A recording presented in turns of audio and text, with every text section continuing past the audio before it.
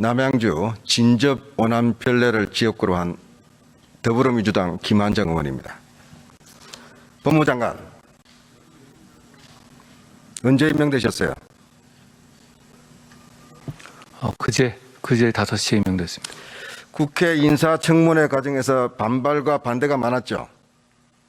여러 의견이 있었던 걸로 알고 있습니다. 반대가 있었습니까? 없었습니까? 여러 가지 의견이 있었던 걸로. 여러 가지 말 돌려서 하지 말고 반대가 있었다고 있었어요? 없었어요? 반대하는 분들도 계셨던 걸로. 예. 왜 반대가 있었다고 생각합니까? 말씀해 주시면 잘 듣겠습니다. 아니 동문서답하지 마시고 왜 법무부 장관 인선이 이렇게 논란이 많다고 생각하냐 이거예요. 글쎄 제가 직접 제가 당사자이니까요. 저는 나름대로 준비했는데 여러 가지 생각. 자, 대통령이 왜 자기가 데리고 있던 검사를 신복이라고 평가받는 사람을 법무부 장관에 임명을 했고 국회의 반대에도 불구하고 강행을 했다고 생각합니까? 왜 그 이유를 뭐라고 생각합니까? 저는 인사를 받은 당사자이기 때문에 제가 인사권자의 생각을 미리 짐작해서 말씀드리는 건 적절하지 않은 것 같습니다.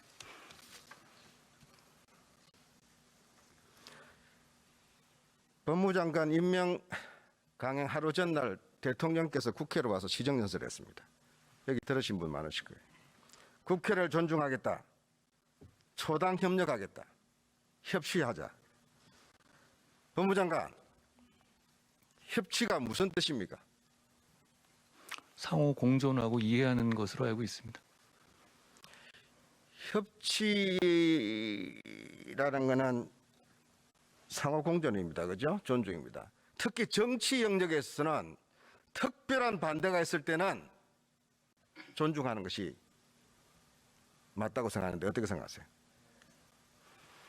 잘 새겨 듣겠습니다.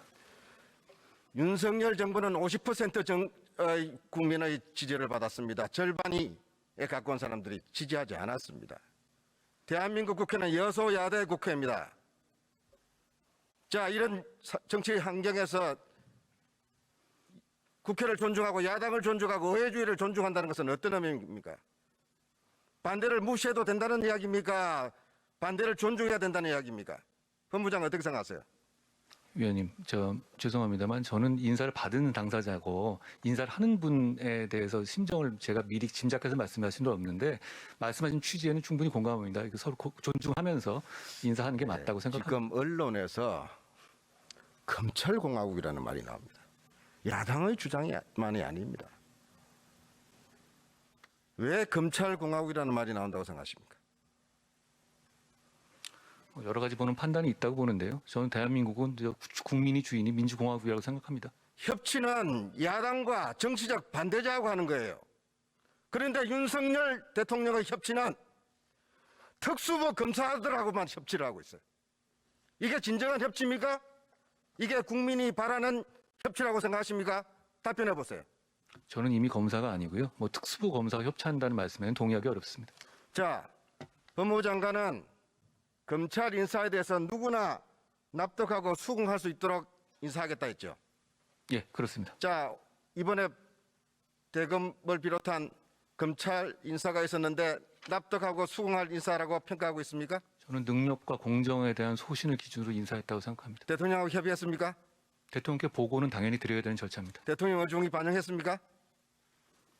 법무부 장관은 대통령의 위임을 받아서 네.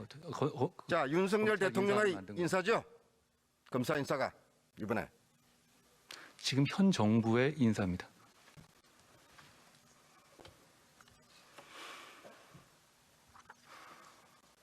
경찰청장 어떻게 했어요? 예, 경찰청장입니다. 수사권을 경찰에다 주면은 범죄자 못 잡는다, 다 놓친다. 국회에서 이거 야반도주 도와주고 있다. 13만 경찰의 수장으로서 이런 발언에 대해서 어떻게 평가하세요? 예, 언론을 통해서도 입장을 밝혔다시피 지금까지 전체 사건의 99% 이상을 경찰이 수사하고 있고 또 현재 수사권 조정 이후에 경찰 수사에 어떤 특별한 문제점이 발견되지는 않고 있습니다. 단지 인력 부족 등으로 인해서 사건 수사가 진행되는 측면이 있는데 그 부분은 경찰의 수사가 강화되면은 경찰이 수사를 맡게 되면은 범죄자들이 활개칩니까? 경찰로서도 대한민국 경찰의 수사 능력에 대해서 어떻게 평가하고 있습니까? 대한민국 경찰에 대한 특히 수사 부분에는 세계 최고로 인정받고 있고 또 그로 인해 세계 각국에서 대한민국 경찰 수사에 대해서 적극적으로 좀 배우기 위해서 노력하고 있다고. 경찰 수사 단계에서 유력 용의자가 유력 증거로 될 수도 있고 수사에 필수적이라고 보는 핸드폰을 감추거나 증거를 인멸하거나 비번을 협조하지 않을 때 경찰은 어떻게 수사하고 있습니까? 증거를 발견하기 위해서 저희들이 할 수 있는 모든 기법과 수단을 동원하고 있습니다. 법무장관, 예. 한동훈 전 검사의 핸드폰 비번 문제는 어떻게 처리할 것입니까? 이제 수사 끝났고 다 틀었으니까 관계 없습니까? 제가 청문회에서 말씀드렸다시피요. 저는 부당한 수사를 받은 당사자고요. 자, 거기에 대해서 권리를 법무장관으로서 이야기 묻습니다. 지금 법무부 장관으로서 당연히 헌법상 기본권이 이런 정치적 공격에 의해서 무력화돼서는 안 된다고 생각합니다. 정치적 공격이라고 이야기하면은 핸드폰 비번 풀 테면 풀어봐라. 핸드폰 파기하고 감추고 해도 된다는 이야기로 받아들여도 되겠습니까? 저뿐 아니라 과거에 이재명 전 지사도 비슷한 예병 물고 들어오지 마세요. 그리고 이거는 모든 국민에게 보장되는 권리인 것이다. 그러니까 지금 예. 검찰공화국 법무부 장관 반대가 있는 거예요. 정쟁을 일삼고 있어요. 둘이요. 대통령은 협치를 이야기하는데 법무부 장관은 지금 말 한마디가 얼마나 많은 국민을 불편하게 하고 있고 국회에서 협치를 방해하고 있는지를 아직도 자각을 못하는 것 같아요. 자, 이분 인사 좀 봅시다. 윤석열 정부의 인사에 대해서 통합의 정치, 협치, 이제 좀 정치가 이 국난 상황에서 좀 안정화되겠다. 국민들이 기대를 한 면도 있을 겁니다. 결과는 검사 정권입니다. 결과는 특정 지역 편중 인사입니다. 지금 거의 20명 가까이 장관 임명하고 수석 임명했는데 호남 출신 딱 한 명입니다. 그것도 차관입니다. 또 공간이 의식을 지배한다는 분이 넘겨보세요. 다 강남에 살고 있는 장관들이에요. 이래가지고 우리 집 없는 서민, 강남에 못 들어간 국민들 정부에 대해서 신뢰할 수 있겠습니까? 우리의 아픔, 우리의 억울함, 우리의 외로움 달래는 정부라고 생각할 수 있겠습니까? 넘겨보세요. 그리고 인사 자체가 독불입니다. 협치하고는 전혀 딴판으로 가고 있어요. 오늘 아침에는 협치 이야기하면서 저녁에는 할 테면 해봐라 하고 있어요. 뭐가 문제냐 하고 있어요. 법무장관. 예. 어제 망월동 5.18 묘지 갔다 왔습니까? 예, 다녀왔습니다. 기념식 참석 처음이죠? 대학 때 대학 때가 언제입니까? 93년입니다. 예, 93년. 그러니까 한 30년 만에 이제 처음 망월동에 가보셨어요. 감회가 어땠습니까? 감회가 깊었고 많은 걸 느꼈습니다. 잘 가신 거예요. 대통령께서 5.18 기념식 참석한 거 잘했습니다. 광주 희생자 유가족들, 광주 시민들이 의연하게 받아들였고 또 정중하게 포용했습니다. 아주 잘 된 겁니다. 자, 법무부 장관한테 묻습니다. 5.18이 폭동이다. 이런 주장을 한 사람이 공직에 있어서 되겠습니까? 안 되겠습니까? 저는 5.18이 대한민국 민주주의의 상징이라고 생각합니다. 자, 질문에 아니 그렇게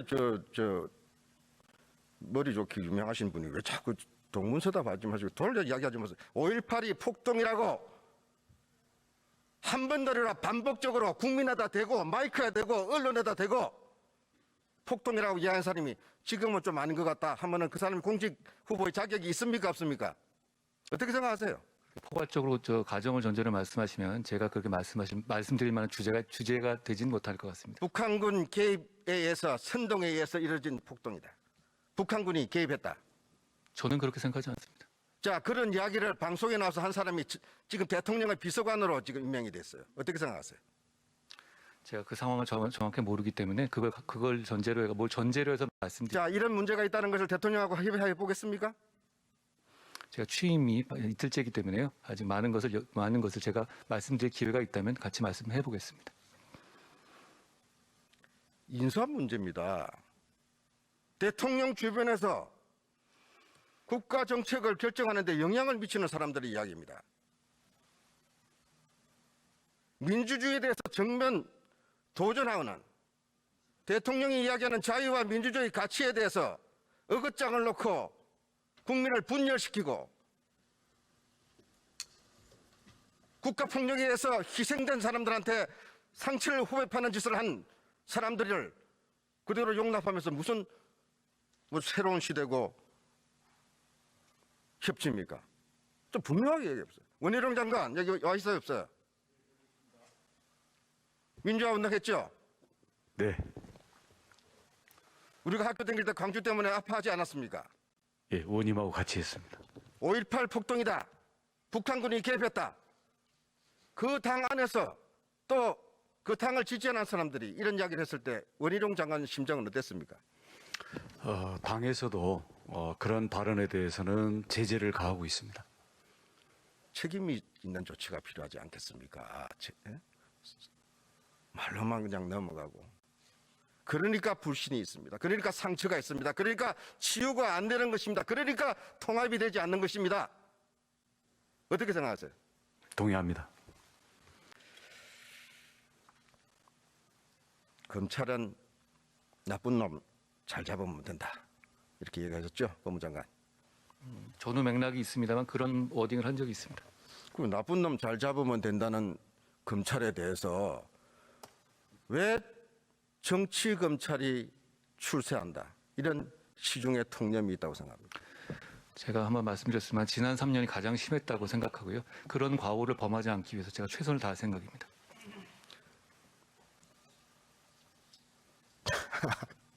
지난 3년이 제일 심했다. 예, 저는 그렇게 생각합니다. 저기 법무장관은 확증 편향이 좀 있는 것 같아요. 자기가 옳다는 생각에는 다 부인하고 그것만 바라보는 것 같아요. 법무장관은 정의 구현의 책임이 있는 주무장관입니다. 정의 구현은 공정해야 되고 균형 잡혀야 됩니다. 네, 맞습니다. 그런데 장관의 지금 언행 이런 분을 볼 때 많은 분들이 의구심을 가지고 있어요. 어떻게 생각하세요? 여러 가지 의견에 대해서 제가 차분히 잘 검토하겠습니다.